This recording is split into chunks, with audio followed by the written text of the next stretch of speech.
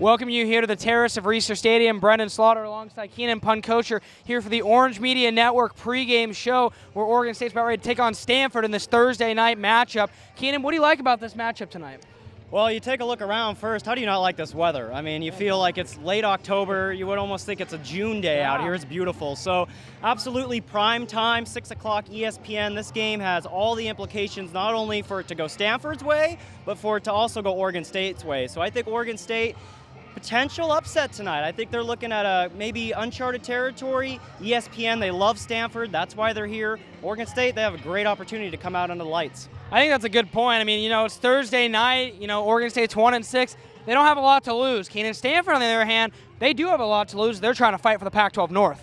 Yeah, we saw last week as we kind of talked about what Oregon State team would we see. This was a team that, to my left, Gary Anderson's vacant office. We weren't sure what was going to happen. Corey Hall absolutely came out, rallied his team.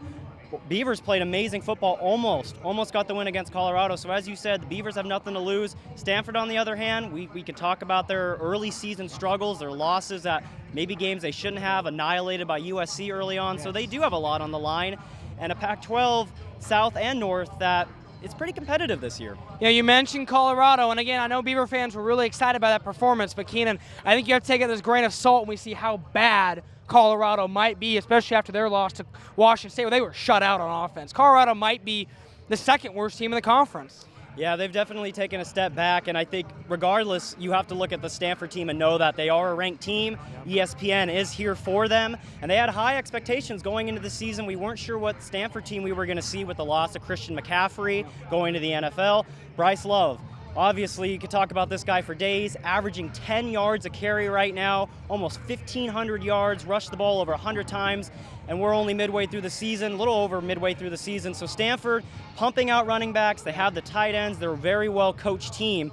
And so this Stanford team, as you said, a lot on the line. Oregon State, they're going to throw everything out there once again, as they probably will for the rest of the season. You mentioned Bryce Love, and obviously last year you also mentioned McCaffrey. And last year, Love and McCaffrey made McLovin, but this year it's absolutely Bryce Love, and he's doing it all by himself, with the exception of maybe Cameron Scarlett, the Central Catholic alum, who's getting a lot of reps behind Love.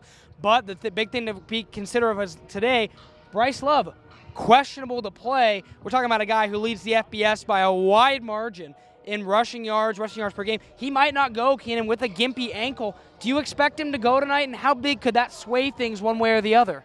Well, I think you kind of have to look at it two ways. Obviously, you mentioned second right now in Heisman voting for all intents and purposes behind Saquon Barkley. So he's going to have to make a personal decision. How bad does he want that Heisman? Does he want to go out there and prove to the country this is his chance? ESPN, Saquon beat up on Michigan last week. Can Bryce Love do that against Oregon State? One of the worst rush defenses in the country. So he's going to have to decide, is the Heisman more important, or is maybe his NFL career important? Because obviously an ankle, waist down, you're a running back, there's a lot on the line. So you're really going to have to decide. I expect to see him tonight. I think he's going to give it a go, even if it's just for a down or two. I think he's just going to have an opportunity against this Oregon State team to absolutely have a Heisman-type game. But as you mentioned, Scarlett, a lot of Central Catholic alums. We got Ryan Nall, we got Brendel, we've got Scarlett as well. So it'll be interesting to see.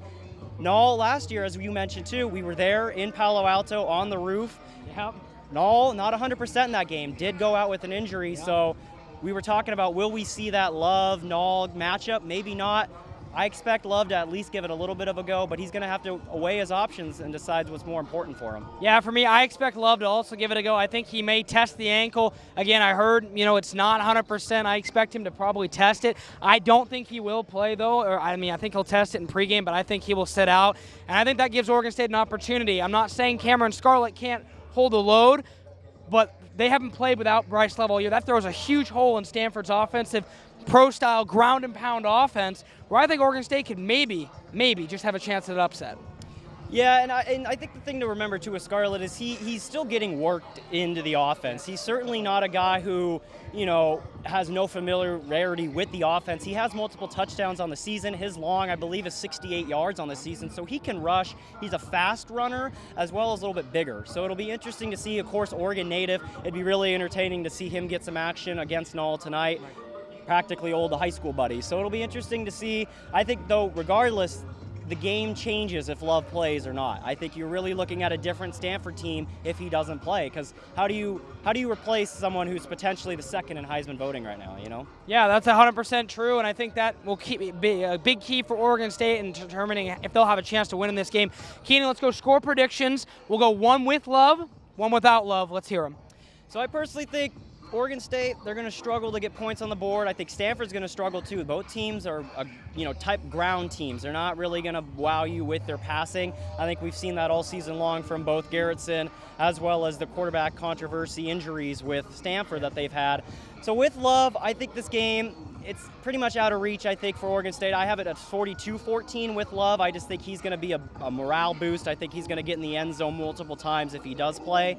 I think if he doesn't, though, I think Oregon State can use that to their advantage. I say 28-14 Stanford if Love doesn't play. I wouldn't be surprised. We talked about it off this video a little bit earlier that I think it will be tied at halftime. I think it'll be a really close game. As we've seen, though, Oregon State, almost their complete performance last week, I don't think they have quite enough to pull off an upset. So I think Stanford either way gets the win tonight.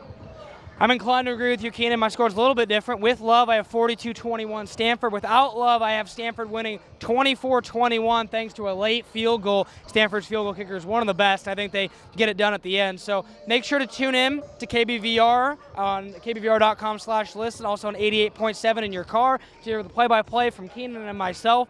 And also check out orangemedianetwork.com for the OMN postgame show and all the recap and coverage from tonight's game.